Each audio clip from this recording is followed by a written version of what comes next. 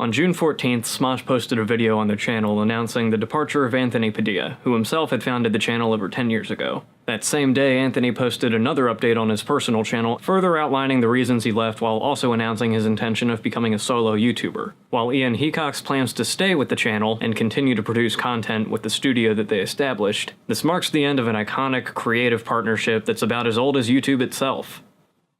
Now, I know what you're all thinking. Dylan, Lanooski. Why the fuck do you care? They have over 20 million subscribers and they make a lot of like pandering, tween, pop cultural type stuff. You have not even close to that and make videos where you dance in front of toilets. Why in the name of Mother Teresa's tits would you care about what these pretty boy millionaire celebrities do with their money, their time, and their energies, and their ambitions and whatnot? You have every right to ask me these very bizarrely worded questions. And the answer, simply put, is that once upon a time, I used to be a pretty big Smosh fan. And like millions of other kids in the mid-2000s, I was there from the beginning. I had already spent 3 or 4 years farting around the internet on my own, mostly frequenting sites like Newgrounds and God knows what else. This is such a millennial problem to admit, but it's actually hard for me to remember what I did before social media and video sharing sites took over what everyone does with their time when they're surfing the web. I distinctly remember sometime in 5th or 6th grade, I was visiting some good friends of mine who happened to live down the street from me. They were the ones that showed me Smosh's first videos. You know, the lip-syncing ones. And even if they had slightly more pixels than an NES game, these things had us laughing our asses off. We loved the energy, the commitment, the random shit in the background that you'd missed the first time. Something about it just really clicked with us. And once they started easing their way into bigger stuff, we learned to love it even more. The Transformer and Ninja Turtle music videos, with their better camera work, their varied locations, and even their editing and special effects, showed us just how much work these guys were willing to put into their dumb internet videos. Yo, that was Wizak!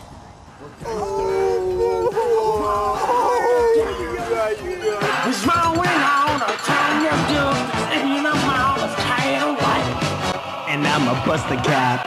Yeah, once they ditched the lip syncs, they started making filmier, more short narrative type of stuff. It had this lax, lo-fi quality that gave off the impression that anyone could make stuff like it. Which sounds really condescending, but to quote Kevin Smith while talking about Richard Linklater's Slacker, it was the good kind of, I watched it and thought to myself, oh, I could fucking do that, I should go do it. I happened to watch this particular one, The Best Car Ever, pretty often. Whenever I go down memory lane and decide to watch more of their videos, I usually start with this one. I'm not entirely sure why, I think it just has something to do with the way it starts.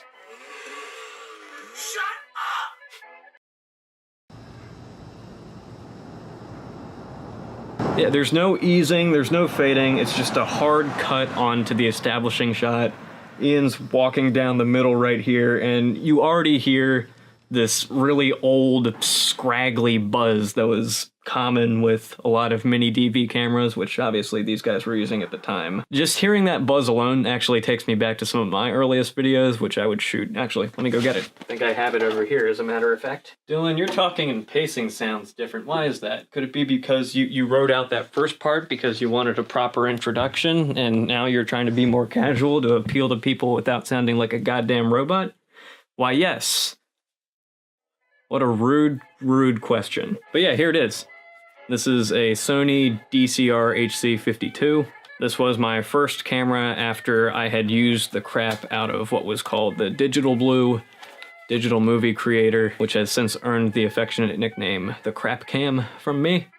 I shot really early short movies as well as school projects in high school with this thing. Yeah, hey Sony, this is your little sister Shannon. She's not so little anymore because now they're up to like model 9 or 10 of her. She has little holes that allow me to put things in her that make her more awesome than you could ever be. Don't read into that sentence too much, and please don't isolate it and use it in an incriminating video against me. Now, all the old jokes aside, it actually feels really good to hold you again. What was this video about again? That's right, Smosh. Smosh reminds me of the time when I would make stuff with my friends on this thing. What was that noise? I could have swore I heard something. Go now! Okay, cool. Aren't you gonna like, Alright, no, you go ahead in. I'll meet you inside.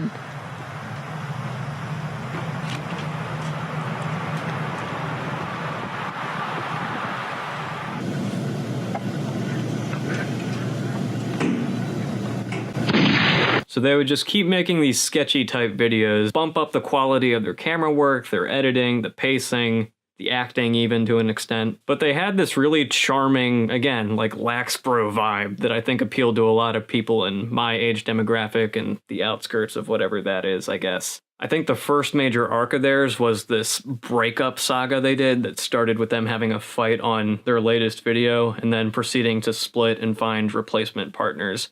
That was some pretty next level shit to me as a kid. It still had that low-key charm that initially hooked me, but it progressed the mold of the Smosh video in a way that I thought was pretty exciting and funny. We need to focus here. I know you're a little nervous because it's your first time, but to tell you the truth, I was a little nervous my first time too. So let's get back to the video. Ooh, I'm running out of things to say. I better not at all go back. Lolita, you fucking behave back there, bitch. You're supposed to make music when I give you the direction to do so, not do it on your own. That's scary. That's some Terminator shit. You're not supposed to do that. That's why I don't trust acoustics. Shit, that's on camera. Baby, you know I love you. You know I would never judge you for the make of your bod. This isn't at all what I expected to make. Lanooski, making a focused video about Smosh. That's what I'm gonna do, cause I'm capable. I'm totally capable. Oh well. Now I'm gonna make it even worse by going back to the script. In hindsight, Smosh's career often mirrored the evolution of YouTube as a whole. They were among the first people to partner with their ad program, their production value went up as the platform gained more traction as a company. It all just grew and morphed into a mainstream success. For better and worse. Eventually, the overall aesthetic of their videos reached this level of polish that kind of alienated people who initially started watching them. And while I will totally admit that it is unfair to expect people to stay the exact same the entire time, especially when they start doing something young and then just naturally start evolving into something else as they get older, the sense of humor started to get a lot more, like, chaotic and loud and obnoxious. The sense of humor that I have dubbed bitch humor, named after the last punchline in a video that I actually quite like. It was the left-handed video. Again, I like it. I think it's pretty funny, and the way it ends was hilarious to me at the time. They go through all this shit. They resolve the arc. Yeah, we did it, man! Yeah!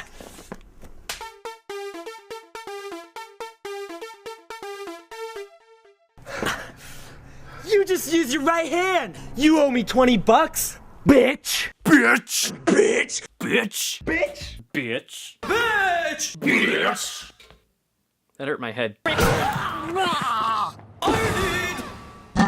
But no, after a while that just became like the default standard of energy at all times in a Smosh video. Which I get it, is gonna appeal to the primary demographic, which I was slowly growing out of. Now it's not even a little original when I say that once Smosh started to really take off, like become one of the top channels for years on end, and more or less started to become the company that it's known as today, that's around the time where I started to lose interest. Because they're such a mammoth property, and have been for a while, it's been impossible to totally ignore them. So once a full moon, I would actually pop back in and see what old Anthony and Ian were up to. And while occasionally I would watch something and be like, that was a prime vintage Smosh video, most of the time I would get a couple solid chuckles at most, and at least I would just kind of sit there, mouth agape, just saying to myself, wow, that was not really funny at all.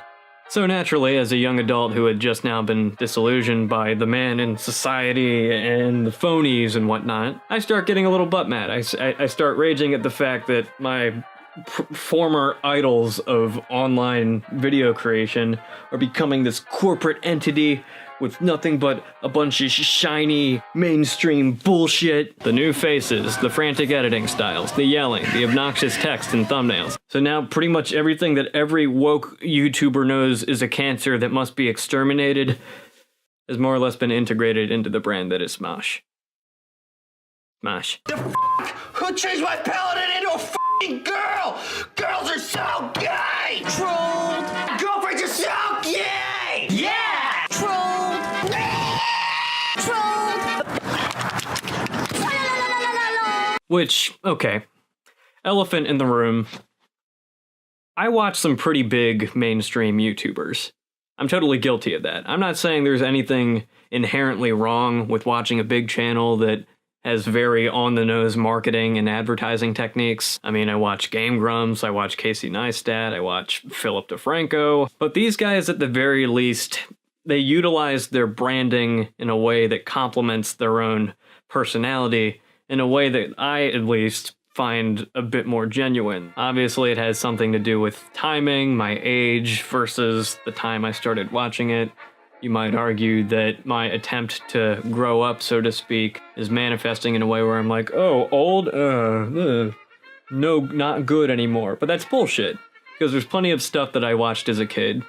Plenty of movies, online cartoons, music that I love now just as much as I did back then, if not more, because I'm now a sophisticated humanoid who can pick up on the nuances that my previously pea-sized brain did not pick up on. So don't come at me with this, oh, you just hate it because now you're overcompensating, because that's not true. There's an inherent difference between the older content and the newer content that I happen to like more. I liked that off-the-cuff, lo-fi aesthetic that was established in the first couple of years of the brand's existence. And then once they started, you know, really roping in the moolah and becoming a huge corporate entity, like, the identity of the content itself changed, and I basically stopped watching, except popping in here and there, like I said. So, having laid all of this out on the table, I have to say that once it was announced that Anthony was leaving Smosh, I actually got roped back in a lot harder than I had expected when faced with the idea of something like that happening. I watched both Smosh's announcement that he was leaving and his own personal channel's announcement like a couple times each, and then having visited his personal channel, I actually started checking out some of his other stuff, which, you know, hit and miss. Very vloggy, very come on and join me in my life vloggy type of stuff, which again, I watch Neistat, so I'm not completely against that. It's just once you've been seduced with like the drones and the guerrilla filmmaking wonderkind experience that is Neistat and his abilities, it's hard for anything else to compare unless you have something that's like really, really fucking unique. And while I'm sure Anthony is a nice guy, it's not the vibe I got from a lot of his vloggy stuff. I sound like I'm shitting on him. It's not what I'm trying to do. I'm just saying it's not something that I would like immediately go back and be like, I'm gonna watch a shit ton of these. Like, I watch a wide range of stuff that scratches a variety of itches that I happen to get throughout my week. Now I sound like I'm just trying to cover up the fact that I have a weird STD that's making me itch everywhere. That's not true either.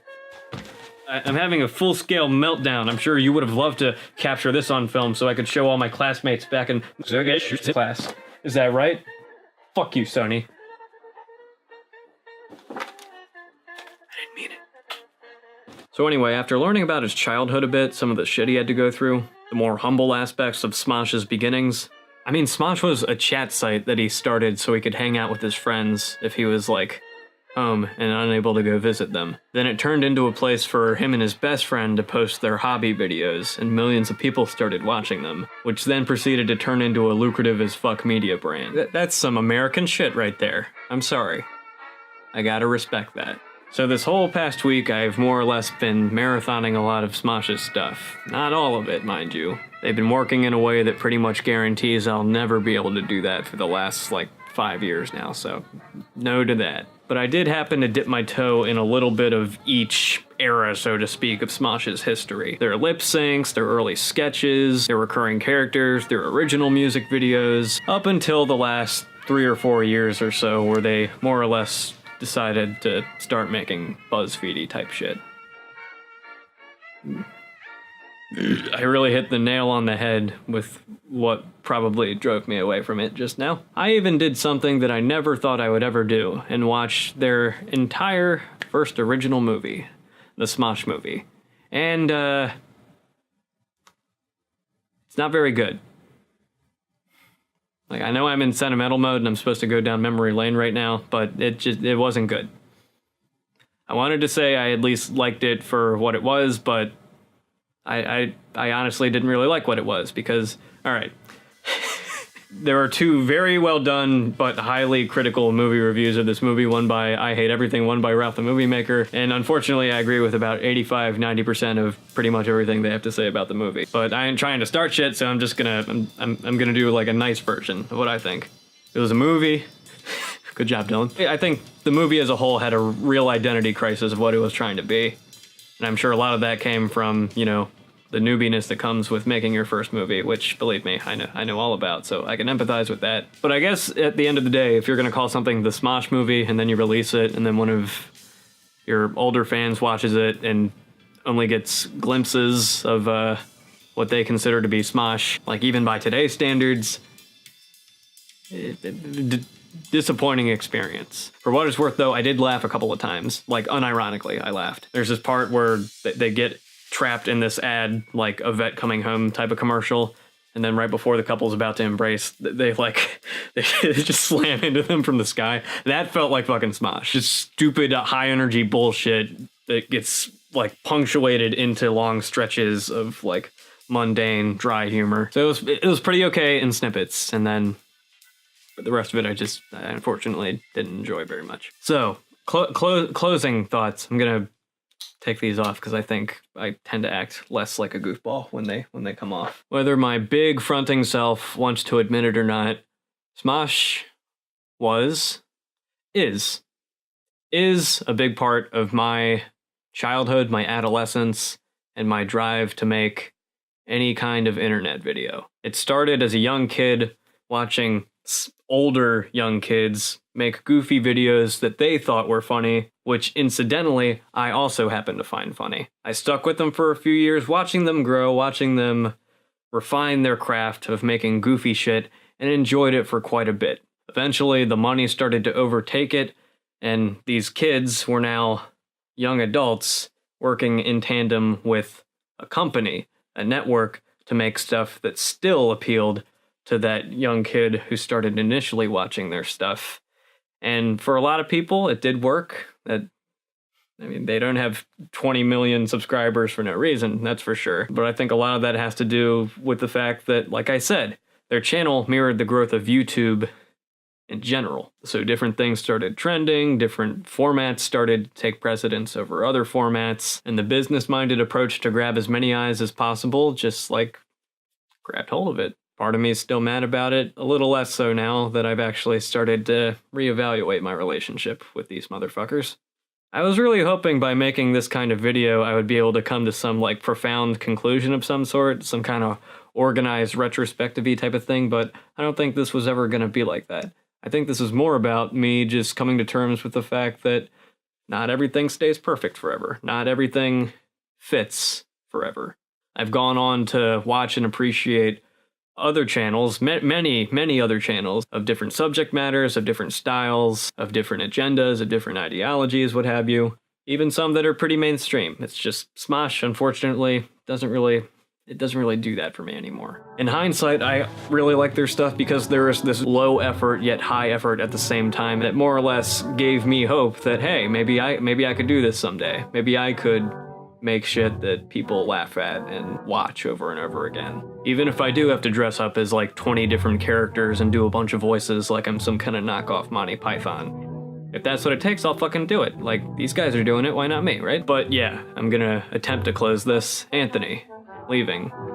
That is something of an end of an era, an epic odyssey of licking Jesus action figures and stealing flamingos and saying bitch a lot at very high volumes while big bubbly letters pop up. And even if I wasn't 100% down for it the entire way through, I do at least want to say that, hey, Anthony, if you no longer want to be part of that process anymore and want to go off and do your own thing, power to you, brother. By the way, I checked out his last video where he essentially made fun of himself for being out of the solo YouTube game for so long and interviewed a bunch of other big YouTubers as a means of preparation, and it actually made me laugh harder than most Smosh videos in the last couple years have managed to do. Because you're subscribed, right? Yes, you So subscribe to Smosh? to my channel where this is on. Oh, I am subscribed to Smosh's second channel. So this is Anthony Padilla. I was not aware that was what was going on, and now I'm a little pissed. And that's good, because that tells me that whatever hooked me initially, it's still there.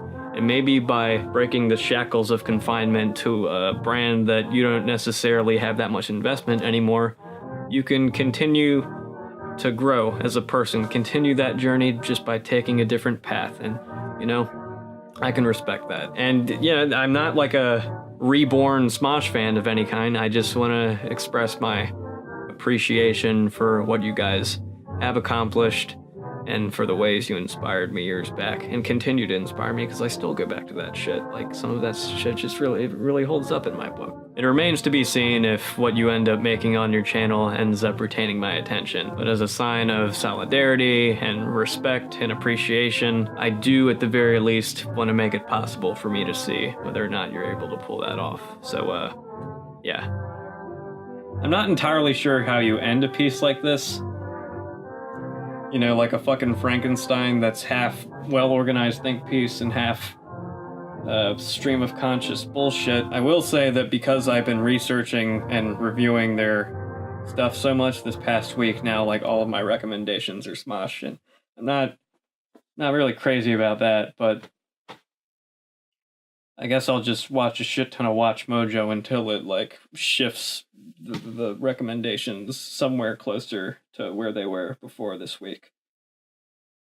I need to get better at ending videos, so until next time, folks, my people need me.